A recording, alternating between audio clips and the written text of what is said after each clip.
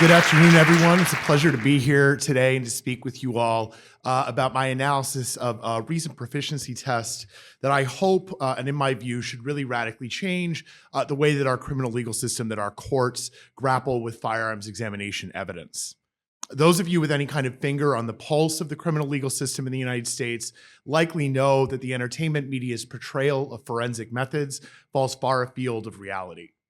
While these disciplines exist on science's cutting edge in the CSI franchise and its ilk, in the real world, too many either cannot withstand scientific scrutiny or are just beginning now to back up their claims with reliable data.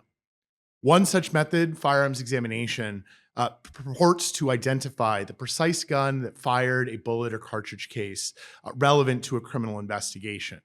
But over the last 2 decades or so, scientists from outside the field have balked at its unchecked subjectivity, the absurdity of claims that conclusions are made without error, and the deficiencies of its validation studies.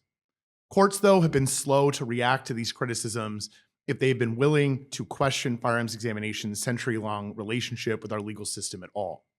But a recent exercise administered by Collaborative Testing Services, the nation's largest provider of proficiency tests to forensic labs, may or at least should compel different results. For years, CTS painted a rosy picture of firearms examination's validity. Its tests backed up a misidentification rate hovering around just 1%, and seeming to show that 97% or more practitioners could reach conclusions about the source of fired bullets and cartridges without committing errors.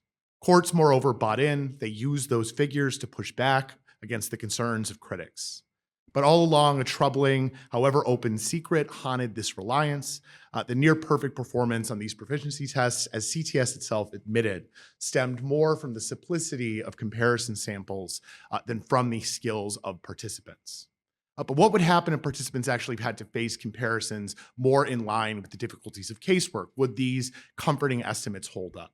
Very much by accident, one of CTS's most recent proficiency tests has answered that question resoundingly in the negative.